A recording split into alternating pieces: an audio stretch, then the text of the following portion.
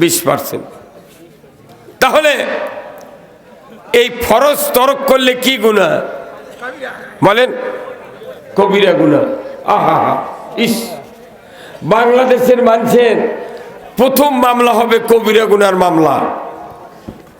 আল্লাহ রসুল বলছেন প্রত্যেক নর নারীর কোরআনের জ্ঞান অর্জন করা ফরজ, অথচ আমরা পড়ি না। কোরআন না পড়ার কারণে আজকে সমাজের এই দুরবস্থা। সমাজে নেতৃস্থানীয় লোকেদের নেতা বাড়ল, কিন্তু ইসলাম আস্তে আস্তে গুদো হয়ে গেল। কথা ঠিক কিনা? নেতা বাড়তিছে। এই ইউনিয়ন আগে ছিল কয় ওয়ার্ড? কোন? 3টে ওয়ার্ড। 3 ওয়ার্ড যখন 3 মেম্বার ছিল পুরো বৃহত্তর ইউনিয়নে, কিন্তু নেতা যখন বাইরে গেল তখন ওই বাড়তি নেতারা বলল খালি ওরাই খাবি, কত না। সরকার করলো কি, 1 ওয়ার্ড 3 ভাগ করলো, করে 3 জন করে তোরাও খা, বাচ্চা খা। কথা কর, 9 জন করলো। মহিলারা আবার বললো কি খালি পুরুষ খাবি, ওর কোক আবার 3 জন দিল। এক উপজেলা ছিল, এখন আবার পৌর করেছে, পৌরসভা। আবার কাউন্সিলর করেছে। খালি নেতা বাড়তি আছে। আগে আসলে এক নেতার এক দেশ, রাষ্ট্রপতি না প্রেসিডেন্ট, কি ভাই তাই না? এখন 300 400 পার হয়ে যাচ্ছে, খালি নেতা। আবার এর মধ্যে আবার নেতা 2 ভাগে বিভক্ত, একটা সাধারণ নেতা আর একটা হেভি ওয়েট নেতা। কত কোন নাকি ভাই? রেলগাড়ির মতো ভারী হেভি ওয়েট নেতা। বাপরে নেতার ডিগ্রি রে, একজন ফজরের নামাজত পাওয়া যায় না। হ্যাঁ কত কর।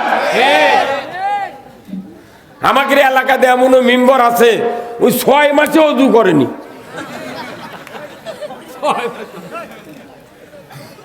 অথচ পোস্টারত লিখেছে সৎ চরিত্র, গরিবের বন্ধু, প্রতিবাদী কুণ্ঠি,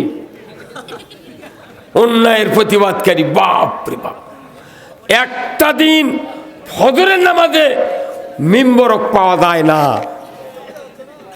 কি কথা ঠিক কিনা? কোথায় মুসলমান?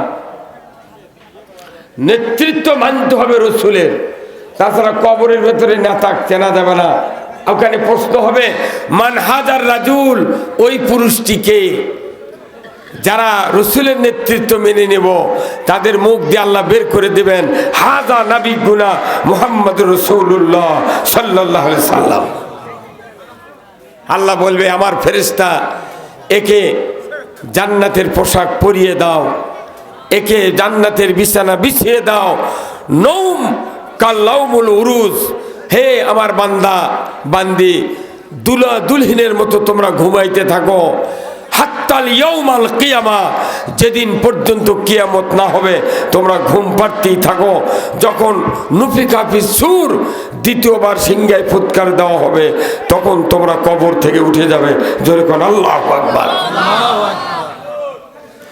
আমার ভাইরা, আল্লাহ রাব্বুল আলামিন কোরআনুল কারিমে বলছেন কুল হাবিতু মিনহা জামিআ ফাইম্মা ইয়াতিয়ান্নাকুম মিন্নি হুদান ফামান তাবিয়া হুদায়া ফালা খাউফুন আলাইহিম ওয়ালা হুম ইয়াহজানুন। আমার আল্লাহ বলেছেন আদম বংশধর পৃথিবীর জমিনে নেমে যাও, মিন্নি হুদান, আমার তরফ থেকে যে হেদায়েত বাণী যাবে, ফামান তাবিয়া, এটা যদি করতে পারো, ফালা খাউফুন, তোমাদের জন্য কোনো ভয় নাই, ওয়ালা হুম ইয়াহজানুন, তোমাদের জন্য কোনো দুশ্চিন্তা নাই। জোরে কন্যা সুবহানাল্লাহ। কোরআন মানলে ভয় নাই, চিন্তা নাই, কার কথা? আমরা কি এটা মেনে নিতে রাজি আছি? কোরআন মানলে ভয় নাই, চিন্তা নাই। আমার আল্লাহ বলেছেন যারা কোরআন মানবে তারা জান্নাতি, যারা মানবে না তারা জাহান্নামী। আজকের সমাজের যে দুরবস্থা, কোরআন মানার কোনো ইস্যু না। খাস করে আল্লাহ আমরা যারা অসুস্থ হয়ে গিয়েছি, আল্লাহ আজকে অসুস্থ হওয়ার কারণে আল্লাহ আমি কথা বলতে পারলাম না। গতকালকে বৃষ্টির মতো জয়পুরাতে ভেজার কারণে আমি অসুস্থ হয়ে পড়েছি। আল্লাহ মেহেরবানি করে আমাদের সকলকে সুস্থতা দান করে দেন। আল্লাহ তাআলা যারা দান করেছেন সকলের দান আপনি কবুল করে নেন। আজকের মাদ্রাসা মাহফিল আপনি কবুল করে নেন। আল্লাহ প্রধান অতিথি, বিশেষ অতিথি, আমন্ত্রিত অতিথি যারা ছিলেন আল্লাহ সকলকেই জান্নাতের পথে কবুল করে নেন। আল্লাহ গো যুবক ভাই যারা কোরআনের মাহফিলের জন্য অ্যারেঞ্জমেন্ট করেছেন আল্লাহ তাদের সকলকে উমারের মতো যোগ্যতা দান করে দেন।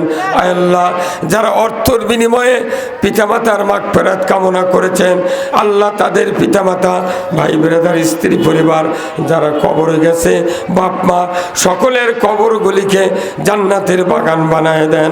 আল্লাহ পরিশেষে দোয়া চাই এই মাহফিল কিয়ামত পর্যন্ত আপনি কায়মার মঞ্জুর করে নেন। আল্লাহ আল্লাহ আল্লাহ কিচ্ছু চাই না আল্লাহ এই বাংলাদেশটাকে অতিবৃষ্টি অনাবৃষ্টি আল্লাহ ভূমিকম্প ঝড়ো হওয়ার থেকে আমাদেরকে আপনি হেফাজত করুন। আল্লাহ সুবহানা রাব্বিকা রব্বিল ইজ্জাতি আম্মা ইয়াসিফুন ওয়া সালামুন আলাল মুরসালিন আলহামদুলিল্লাহি রাব্বিল আলামিন ওয়াজাল আখিরা কালিমাতিনা ইনদাল মাউতে লা ইলাহা ইল্লাল্লাহু মুহাম্মাদুর রাসূলুল্লাহ সাল্লাল্লাহু আলাইহি ওয়াসাল্লাম।